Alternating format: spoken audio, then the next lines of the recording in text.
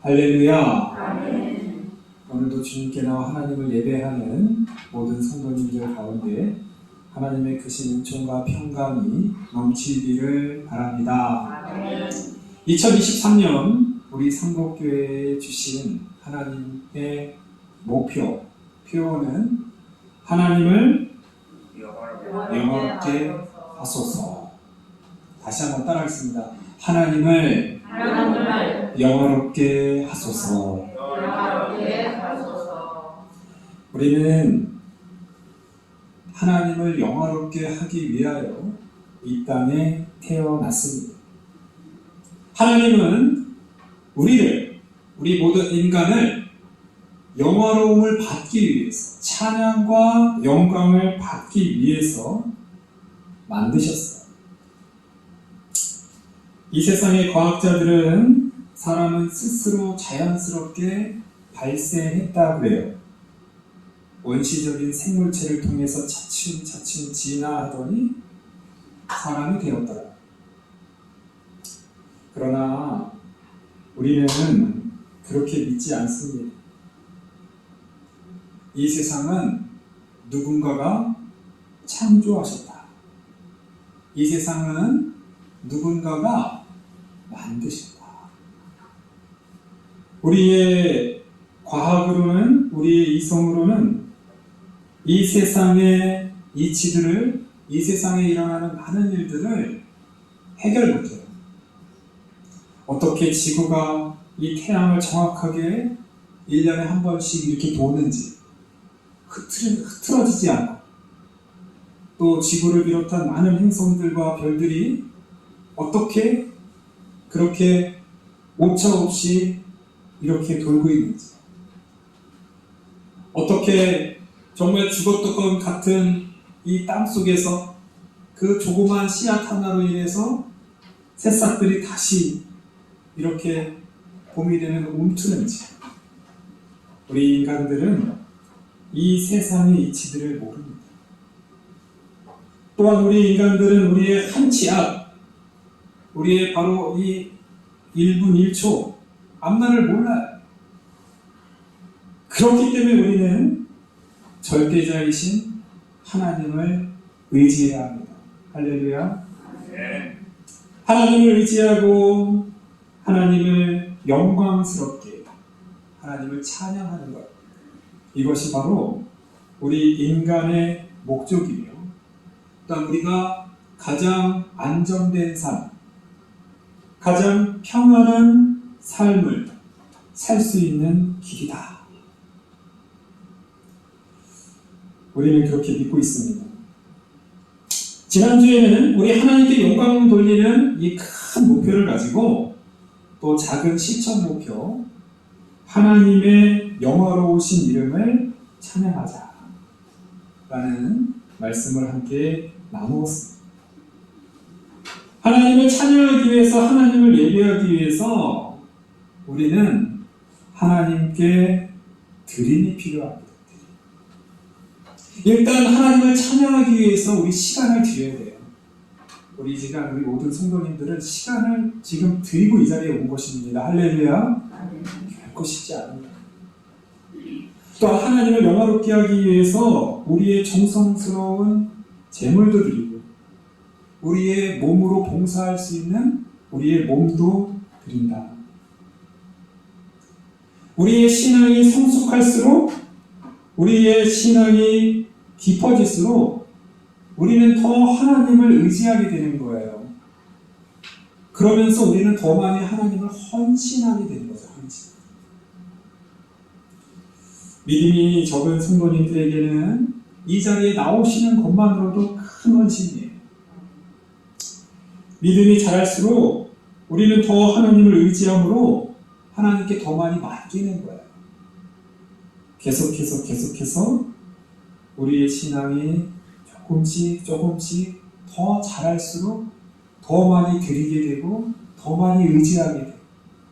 나중에는 이제 내 것이 하나님의 것이고 하나님 것이 내 것입니다. 할렐루야. 네.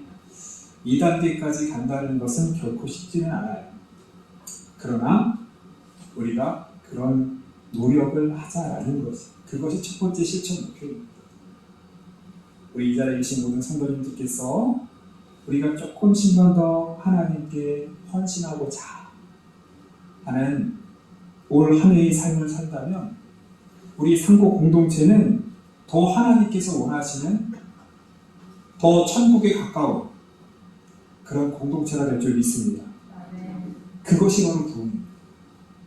그것이 바로 우리 상고교회 전체의 성장과 하나님 앞에 더 가까이 나아가는 은혜를 누리게 되는 거예요. 자, 오늘 두 번째는 따라하겠습니다. 하나님의 영화로우신 이름 앞에 자복하자. 예, 오늘 주보에는 제가 미처 이걸 바꾸지 못했네요. 두 번째 실천 목표입니다. 하나님 앞에 회개하자. 우리의 죄를 고백하자는 거예요. 그것이 바로 하나님께 돌아가는 길이라는 거예요. 오늘 본문은 느헤미야의 말씀입니다.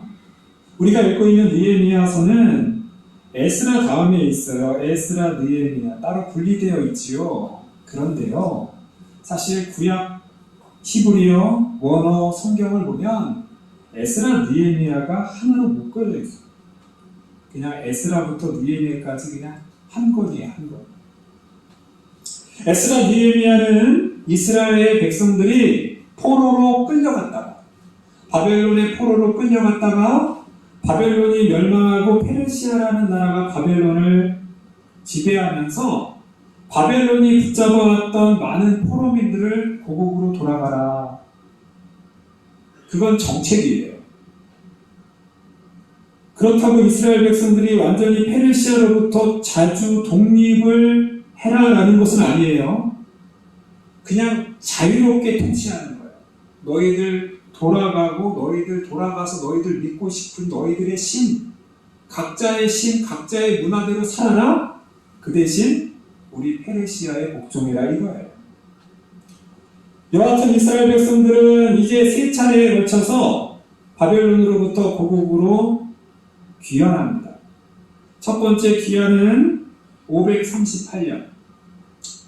이 구약의 성경은 이제 거꾸로 계산해야 됩니다. 기원전. 그러니까 587년에서 약 50년 정도예요. 50년 정도. 50년 정도 생각해보면 그렇게 길진 않죠. 그 50년 정도 후에 1차로 돌아오는데 그때 수룹바벨이라고 하는 제사장이 있었어요. 수룹바벨.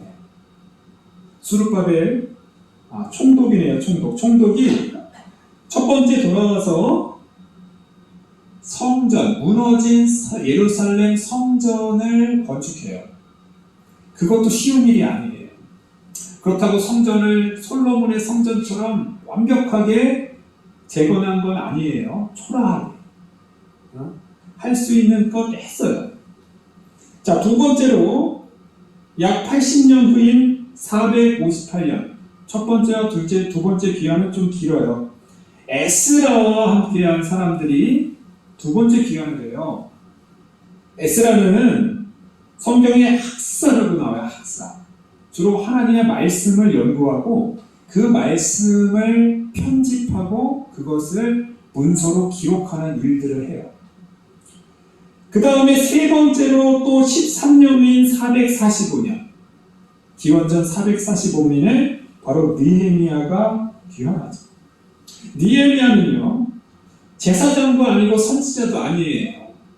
그는 그냥 이스라엘 백성인데 그 페르시아의 고위 관리직이에요.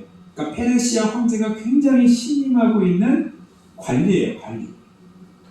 그 관리에게 너의 나라에 가서 건축을 해라, 성벽을 건축하라는 목재와 거기에 재료들을 전폭적으로 지원해줘요.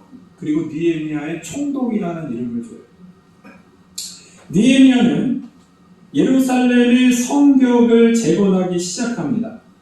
우리 성도님들, 이 성전을 재건하고 성벽을 재건하는데 어떤 것이 더 힘들까요? 이 규모로 볼 때 이 성벽이 훨씬 힘들어요. 성전은 사실 건물인데 그렇게 크지 않아요. 그리고 뭐 솔로몬 시대처럼 뭐 금과 은으로 도금하거나 이런 거 없어요. 그런데 이 성벽은 달라요. 우리 성도님들께서 우리 예루살렘 혹시 이렇게 영상 같은 걸 보시면 성벽 자체가 어마어마해요. 그거를 한 바퀴를 돌리려면 이게 보통 일이 아니에요. 이스라엘 백성들은 그 엄두를 못 내고 있을 때 느헤미야는 그들을 격려하고 그들을 위해 또 자기가 최선을 다해서 페르시아로부터 갖고 왔던 재료들을 소개하면서 또 옆에 있던 이방 나라들이 방해를 해요. 예루살렘의 재건을 시기하는 사람들인 거예요. 그러니까 그들과 또 싸우고 그렇게 해서 성벽을 재건을 했습니다. 기적 같은 일이 일어난 거예요. 그 성벽을 재건하고 나서 느헤미야 8장을 보면요, 사람들이 성벽에 모여서 성경의 말씀을 들어요. 느헤미야 8장 이야기예요. 느헤미야 8장을 보면 에스라가 등장해요. 에스라에 나왔다가 이 13년 후에 느헤미야가 귀환했을 때 어디선가 조용히 있던 에스라가 하나님의 말씀을 들고 와요. 그 말씀을 듣고 낭독을 하는 거예요. 그 이스라엘 모든 백성들이 그 하나님의 말씀을 듣고 감동을 받고요. 거기에 말씀에 기록되어 있는 초막절을 또 지키는 거예요. 초막절이 7월 15일부터 7월 22일까지 일주일 동안 지킵니다. 그 정해져 있는 날짜예요. 그 날짜에 맞춰서 초막절을 지키고 났더니 22일, 그 다음에 이틀 후에 다시 이스라엘 백성이 모였어요. 예루살렘 성벽에 모였어요. 그게 바로 오늘 9장 1절을 말씀하는 거예요. 그 달 29날, 그 달 24일에 이스라엘 자손이 다 모여 금식하며 굵은 베옷을 입고 티끌을 물었어요. 아마도 우리가 하나님의 말씀을 듣고 초막절을 우리가 이렇게 지켰는데 우리가 더 하나님의 말씀을 듣고 싶다. 아마도 더 모이자. 어떤 이런 무언가가 사람들 마음속에 감동이 일어났던 것 같아요. 그러니까 이 말은 특별히 금식하며 회개하기 위해 모인 거예요. 베옷을 준비해서 그 옷들을 입고 티끌을 썼다는 것은 죄를 머리에 썼다는 거예요. 이건 철저히 자복하는 의미예요. 자, 그렇게 모였습니다. 그리고 그들은 하나님께 2절을 보니까 이방 사람들과 절교하고 서서 자기의 죄와 조상의 허물을 전하고 자신의 죄뿐만 아니라 자신의 조상들의 허물까지 자복했다는 거예요.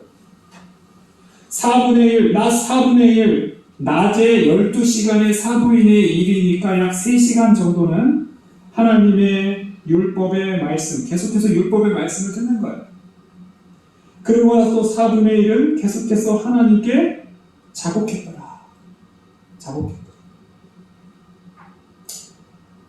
자, 그때 레위 사람들이 단상에 올라와서 하나님을 찬양하면서 또 하나님을 송축하며 하나님을 찬양합니다 라고 이런 말씀을 하면서 6절부터 보면은 이제 이스라엘 백성의 역사, 우리 역사 속에서 하나님께서 어떻게 은혜를 베풀어 주는지에 대한 이야기와 그런데 이스라엘 백성들이 어떻게 또 하나님께 죄를 저질렀는지에 대한 이야기를 6장, 9장 전체로 고백하는 거예요.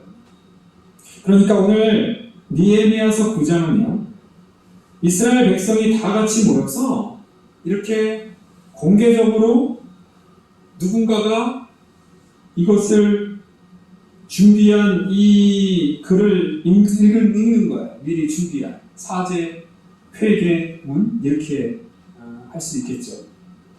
그리고 백성들은 계속해서 기도를 해요.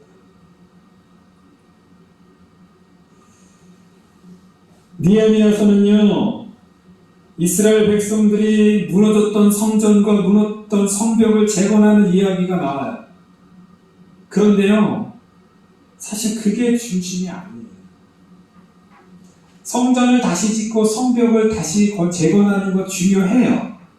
그런데 진짜는 더 중요한 이야기는 바로 느헤미야 8장과 9장입니다. 성전을 재건하는 것 중요합니다. 그런데 성전보다 더 중요한 거는요, 이스라엘 백성들이 그들 스스로 그들의 마음으로 하나님을 다시 예배하고 하나님을 경배하며 하나님께로 돌아오는 것이 중요해요. 성벽을 재건하는 것 중요하지만 사실 이 성벽보다 더 중요한 것은 하나님께로 돌아오는 거예요. 돌아오는 거예요. 하나님의 말씀을 듣고 그 말씀을 내가 믿습니다. 그리고 그 말씀 앞에 내가 자복합니다. 라는 돌아옴. 이것이 진정한 회복이고, 이 회복이 진정한 이스라엘의 재건이다. 할렐루야. 아멘. 이스라엘이 살 길은요, 하나님께로 돌아오는 거예요. 그것이 바로 하나님께 자복하며 나아오는 것입니다. 성벽 중요하죠. 성벽. 이스라엘의 그 예루살렘 성벽은 난공불락이라고 해요.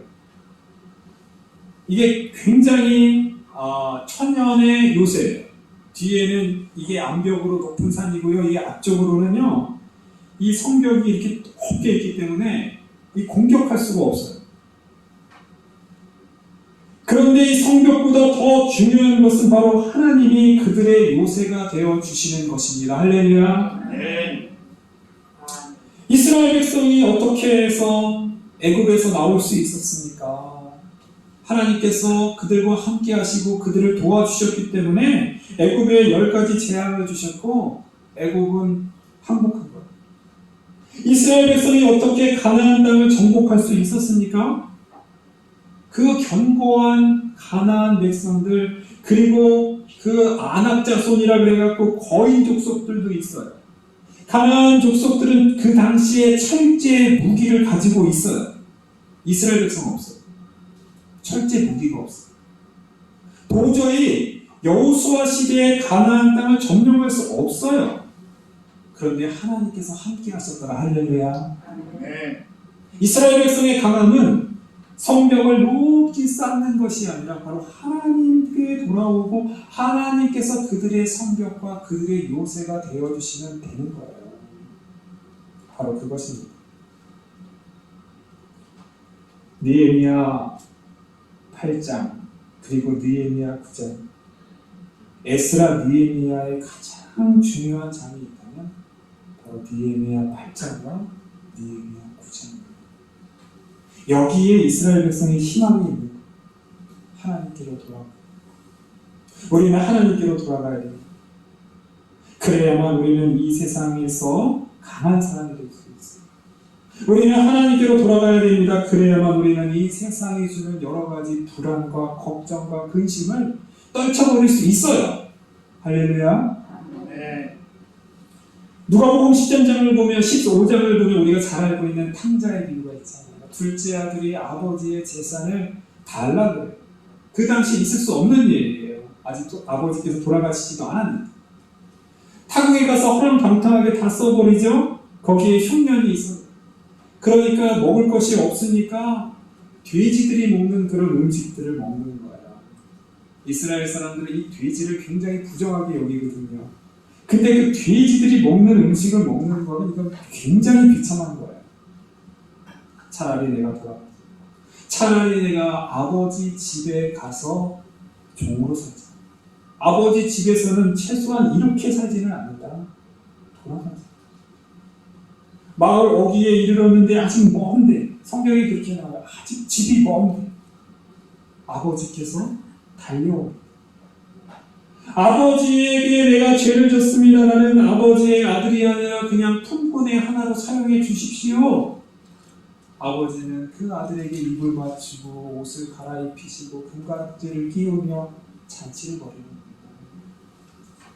우리가 하나님께로 돌아갈 때 우리 하나님은 우리를 그렇게 맞아주신다라는 거예요. 우리의 잘못, 우리의 허물, 우리는 도저히 하나님의 백성으로 감당하지 못합니다라고 말할지라도 하나님은 아니다. 너는 나의 소중하고 존귀한 나의 자녀다. 하나님께서는 그렇게 맞아주시는 거예요. 우리는 하나님께로 돌아가야 합니다. 2023년 우리가 하나님께로 어떻게 하면 더 돌아갈 수 있을까? 어떻게 하면 우리가 더 하나님께로 나아갈 수 있을까를 우리는 노력해야 돼요. 왜냐하면 거기에 희망이 있기 때문입니다. 왜냐하면 거기에 우리의 살 길이, 우리의 소망이 바로 하나님께 있기 때문입니다. 아멘. 그러면 우리는 하나님을 떠난 적이 없는데 생각할 수 있습니다. 뭐 교회를 쉬거나 뭐 교회를 지금 열심히 나오고 있는데요. 우리는 하나님에 지금 있는데요. 누가복음 15장을 보면 둘째 아들 이야기가 있고 또 첫째 아들 이야기도 있어요. 첫째 아들.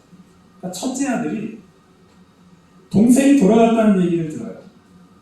그런데 그 동생이 돌아왔는데 아버지가 그 동생을 위해서 옷을 입혀주고 금가락지를 끼우고 송아지를 잡고 큰 잔치를 벌였다는 얘기까지 들으니까 그 첫째가 굉장히 화가 났어요. 아버지 저를 위해서는 어떻게 소 한 마리 안 잡아주시는데 아버지 재산을 그렇게 허랑방탕하게 성을 위해서 이럴 수 있습니까? 아버지는 이렇게 말해요. 너는 나와 항상 함께 있으니 내 것이 다 내 것이로다. 내 동생은 죽었다가 살아났으니 기뻐하는 것이 마땅하도다. 동생이 죽었다가 살아오면 아버지의 마음은 기쁜 거예요. 그런데 형의 입장에서는 아니 이 녀석이 자기 유산을 다 써버리더니 이제 또 그냥 몸으로 들어와서 거지가 돼서 돌아와서 이제 내 몸까지 다 써버리려고 하네? 이게 바로 형의 마음이라는 거예요. 이것은 아버지의 마음이 아니라는 거예요. 우리가 하나님께로 돌아온다는 것, 그것은 우리는 하나님 아버지의 마음을 함께 나누고 그 마음을 우리가 헤아릴 수 있는 사람이 바로 하나님께로 돌아온 사람이라는 거예요.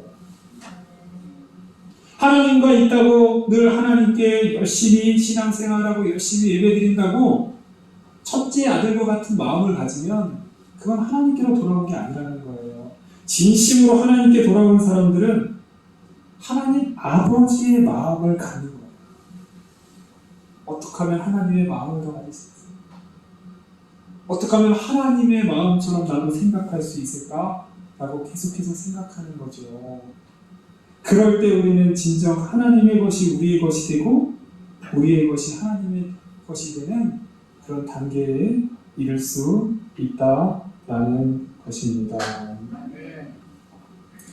사랑하는 성도님, 2023년 우리는 하나님의 영화로우신 이름 앞에 자복하며 우리의 모습, 내가 과연 하나님의 마음에 합당한 삶을 살고 있는가? 나의 몸은 하나님을 예배하며 우리 하나님을 숨긴다고 하지만 나의 마음은 온갖 세상 속에 그냥 세상과 함께 그렇게 살고 있는 것은 아닐까? 나의 마음은 얼마나 우리 하나님께서 이 세상에 죽어가는 영혼들을 향한 그 뜨거운 마음을 가지고 있는데, 안타까운 마음을 가지고 있는데 나에게는 그런 마음이 없다면, 이 세상에 소외되고 가난하고 고통받는 사람들에 대해서 하나님이 굉장히 큰 사랑의 마음을 가지고 있는데 나에게는 그런 마음이 없다면 우리는 우리의 마음을 돌아보아야 합니다. 그리고 자복하고 회개하며 하나님께로 돌아가야 합니다. 하나님께서 주시는 놀라운 능력과 하나님께서 주시는 평안과 하나님께서 주시는 기쁨, 하나님께서 주신 저 천국의 소망, 바로 돌아가는 자에게 있습니다. 자복하는 자에게 있습니다. 회개하는 자에게 있습니다. 기도하겠습니다.